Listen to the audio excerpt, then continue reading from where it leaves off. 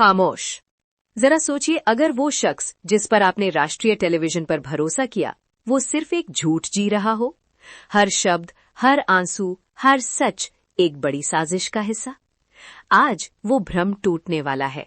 सत्य खोजी दर्शकों, एक ऐसी विशेष पड़ताल में आपका स्वागत है जो आपको रियलिटी टेलीविजन के बारे में आपके हर विचार पर सवाल उठाने पर मजबूर कर देगी। हम बिग बॉस 19 की सबसे चर्चित प्रतियोगियों में से एक तान्या मित्तल पर से पर्दा हटा रहे हैं, जिनकी सावधानी से गढ़ी गई छवि अब जनता की कठोर पड़ताल के सामने बिखर रही है। इंटरनेट, हमारी सच्चाई पकड़ने वाली टीम ने विरोधाभासों का एक ऐसा जाल उजागर किया है जो इतना गहरा, इतना स्पष्ट है कि ये हमारे पर्दे पर असली माने जाने वाले हर चीज को फिर से परिभाषित करने की धमकी देता है। तैयार हो जाइए, क्योंकि सच हमेशा की तरह कल्पना से कहीं ज्यादा अजीब और चौंकाने वाला है।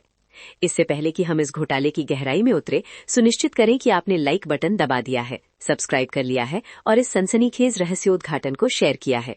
इस अगले हिस्से को बिल्कुल मिस मत कीजिएगा, यहीं पर असली धमाका होने वाला है। कई हफ्तों तक तान्या मित्तल ने बिग बॉस हाउस के अंदर लाखों लोगों को मंत्रमुग्ध किया।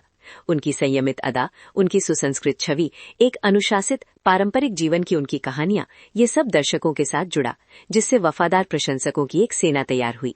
उन्होंने खुद को ताजी हवा के झोंके के रूप में प्रस्तुत किया, सामान्य रियलिटी टीवी ड्रामा के बीच प्रामाणिकता का एक प्रतीक।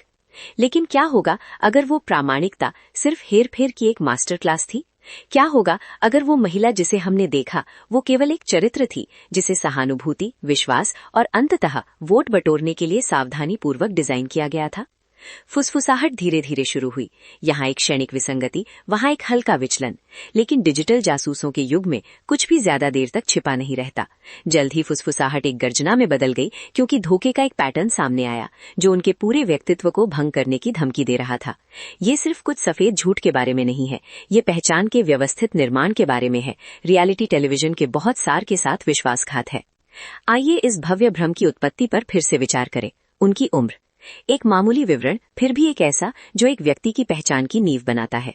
तान्या ने अपने YouTube चैनल के पुराने क्लिप में, एक ऐसा प्लेटफॉर्म जहां कई प्रतियोगी अपनी प्रारंभिक पहचान बनाते हैं, स्पष्ट रूप से अपनी जन्मतिथि बताई थी, 27 सितंबर 1995। एक सटीक विवरण जिसमें अस्पष्टता के लिए कोई जगह नहीं थी। इस विवरण ने अपनी 20 की उम्र के अंतिम पड़ाव में एक महिला की तस्वीर बनाई, परिपक्व फिर भी संबंधित, एक सावधानीपूर्वक गणना की गई जनसांख्यिकी। लेकिन फिर मुखौटे में पहली दरार दिखाई दी। उनकी इंस्टाग्राम प्रोफाइल, उनके ऑनलाइन उपस्थिति का एक अधिक समकालीन प्रतिबिंब, एक अलग जन्मतिथि प्रदर्शित करती थी।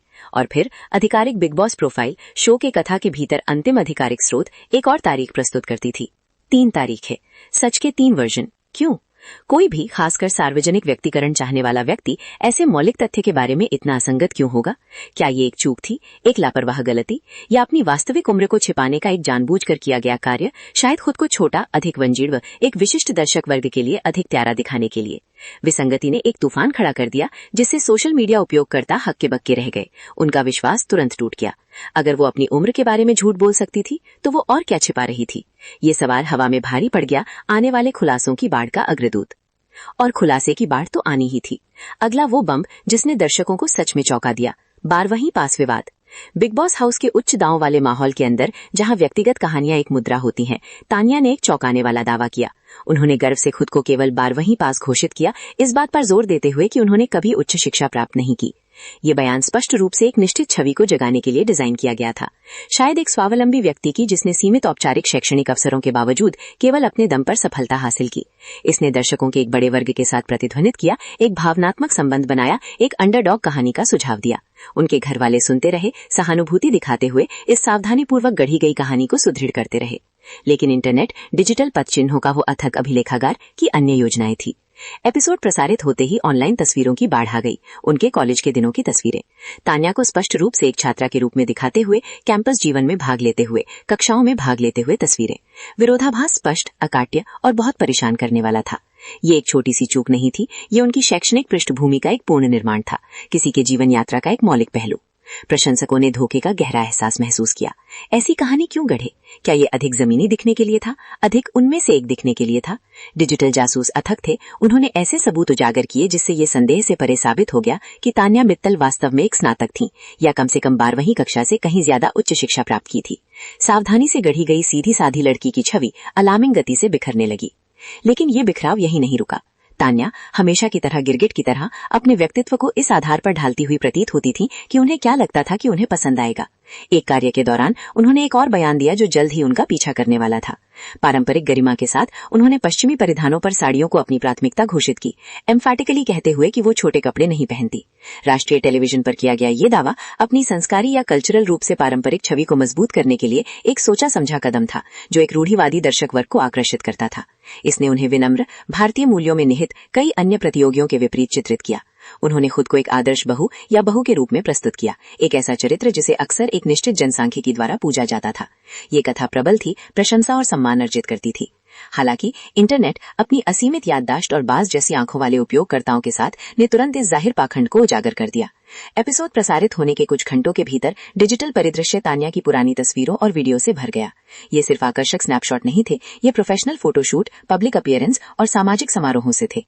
इन छवियों में तान्या को आत्मविश्वास से आधुनिक फैशनेबल पश्चिमी परिधानों में देखा गया, जिसमें कपड़े, स्कर्ट्स और शॉर्ट्स शामिल थे। ऐसे कपड़े जो निस्संदेह छोटे कपड़ों की श्रेणी में आते थे। विरोधाभास चौंकाने वाला था।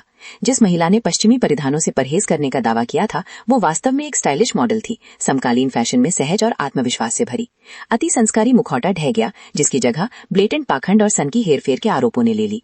दर्शक न केवल निराश महसूस कर रहे थे, बल्कि अपमानित भी। क्या उनकी बुद्धि को कम आंका जा रहा था? क्या ये सब सहानुभूति और वोट बटोरने के लिए एक सुनियोजित खेल था, सच्चाई की परवाह किए बिना?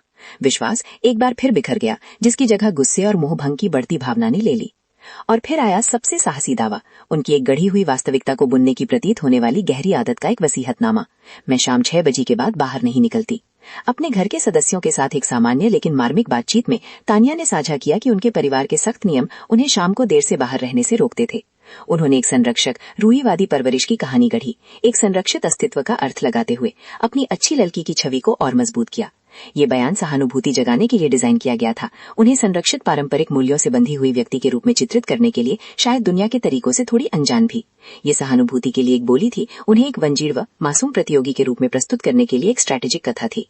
लेकिन एक बार फिर इंटरनेट वो अथक सत्य सीरम काम पर लग गया। नेटिजन्स अब अपने खोजी मिशन में पूरी तरह से लगे हुए थे। उन्होंने तुरंत अकाट्य सबूत खोद निकाले। सोशल मीडिया पोस्ट, इवेंट तस्वीरें और यहाँ तक कि उनके पुराने सार्वजनिक प्रदर्शनों के स्निपेट भी सामने आने लगे। इन छवियों ने एक ड्रामेटिक रूप से अलग तस्वीर पेश की। उन्होंने तान्या को पार्टियों में भाग लेते हुए, रेड कार्पेट कार्यक्रमों में शामिल होते हुए और देर रात तक सामाजिक समारोहों का आनंद लेते हुए दिखाया। सिर्फ एक बार नहीं, बल्कि बार बार। ये शांत पारिवारिक रात्रि भोजन नहीं थे, ये जीवंत देर रात के कार्यक्रम थे, जो उनके 6 बजे के कर्फ्यू के गंभीर दावे का स्पष्ट रूप से खंडन करते थे। दर्शकों पर भावनात्मक प्रभाव विध्वंसक था। ये सिर्फ एक गलत याद किया गया विवरण नहीं था, ये एक जानबूझकर किया गया आविष्कार था, एक कहानी जिसे केवल बिग बॉस दर्शकों के उपभोग के लिए बुना गया था। जनता ने खुद को खेला हुआ, हेर फेर किया हुआ और बहुत अपमानित महसूस किया। पैटर्न अब अकाट्य था, एक सावधानी से गढ़ी गई छवि, एक सावधानी से निर्मित कथा, सभी धोखा देने के लिए डिजाइन की गई थी। शानदार जीवन शैली के विरोधाभास भी जनता के गुस्से का एक केंद्र बिंदु बन गए। तान्या अक्सर संघर्ष के जीवन की बात करती थी, विनम्र शुरुआत की, सूक्ष्म रूप से बाधाओं को दूर करने की एक संबंधित यात्रा का अर्थ बताती थी। उन्होंने खुद को ऐसे व्यक्ति के रूप में सावधानी पूर्वक प्रस्तुत किया जो कड़ी मेहनत के मूल्य को समझता था, हालांकि कभी कभी एक सुखद पृष्ठभूमि का संकेत भी देती थी। फिर भी तेज तर्रार दर्शकों और डिजिटल जासूसों ने तुरंत विसंगतियां उजागर की। उनके सोशल मीडिया पर ऐसे जीवन की झलकियां भरी हुई थीं, जो बिग बॉस हाउस के अंदर उन्होंने जितना बताया था उससे कहीं ज्यादा शानदार थीं। उच्च स्तरीय डिजाइनर कपड़े, विदेशी छुट्टियां, महंगे गैजेट्स और अपस्केल प्रतिष्ठानों में बार बार जाना ऑनलाइन सावधानी पूर्वक प्रदर्शित किया गया था। ये सिर्फ अभिलाषी जीवन के सूक्ष्म संकेत नहीं थे, ये शानदार जीवन शैली के स्पष्ट संकेत थे, जो संघर्ष या मामूली जीवन के उनके सावधानी पूर्वक तैनात आख्यानों का सीधे विरोधाभास करते थे।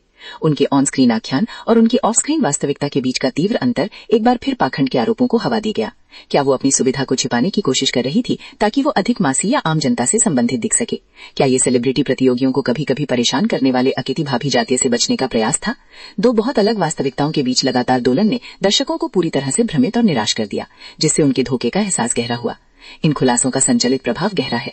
ये सिर्फ एक या दो झूठ के बारे में नहीं है, ये धोखे का एक सुसंगत, सुनियोजित पैटर्न है जो उनकी पहचान के मौलिक पहलुओं को कवर करता है। उनकी उम्र, उनकी शिक्षा, उनकी जीवन शैली के विकल्प, उनकी सामाजिक आदतें और उनकी सार्वजनिक छवि। तान्या मित्तल संयमित, सुसंस्कृत, संस्कारी प्रतियोगी, एक मास्टर मैनिपुलेटर, कई झूठी कहानियों की निर्माता के रूप में सामने आई हैं। हर बार जब उन्होंने एक सच का दावा किया तो इंटरनेट ने अपनी सामूहिक याददाश्त और अथक छानबीन के साथ इसे एक सावधानी पूर्वक गढ़ा हुआ निर्माण साबित कर दिया। ये सिर्फ एक बिग बॉस घोटाला नहीं है, ये सर्वव्यापी मीडिया के युग में वास्तविकता और आर्ट के बीच धुंधली रेखाओं के बारे में एक चेतावनीपूर्ण कहानी है। ये सार्वजनिक हस्तियों की जिम्मेदारी और प्रामाणिक कहानियों के लिए उत्सुक दर्शकों की भोलीपन के बारे में महत्वपूर्ण सवाल उठाता है। हमारी स्क्रीन पर हम जो देखते हैं वो कितना वास्तविक है और कितना एक प्रदर्शन है जिसे पक्ष जीतने के लिए डिजाइन किया गया है। तान्या मित्तल के लिए नतीजा महत्वपूर्ण है। उनका सावधानी से पाला गया प्रशंसक वर्ग कभी उनकी सबसे बड़ी संपत्ति अब खुद को ठगा हुआ और धोखा दिया हुआ महसूस करता है। प्रशंसा क्रोध में बदल गई है, विश्वास अवमानना में। उनकी छवि जो वर्षों से सावधानी से निर्मित और राष्ट्रीय टेलीविजन पर प्रवर्तित थी, अब बिखर गई है। इसके नतीजे बिग बॉस हाउस से आगे तक फैले हुए हैं। वे उनके भविष्य के करियर, उनकी सार्वजनिक स्थिति और उनकी विश्वसनीयता पर एक लंबी छाया डालते हैं, क्योंकि त्वरित जानकारी के युग में एक बार विश्वास खो जाने पर इसे फिर से प्राप्त करना लगभग असंभव है। तान्या मित्तल की कहानी एक स्पष्ट अनुशासक के रूप में कार्य करती है। सुर्खियों की अथक चकाचौंध में सच्चाई चाहे कितनी भी गहराई से दबी हुई या विस्तृत रूप से छिपाई गई हो, हमेशा सामने आने का एक तरीका ढूंढ लेती है। और जब ऐसा होता है तो परिणाम विध्वंसक हो सकते हैं। तान्या मित्तल धोखे के इस जाल के लिए कितनी कीमत चुकाएंगी, ये तो समय ही बताएगा, लेकिन एक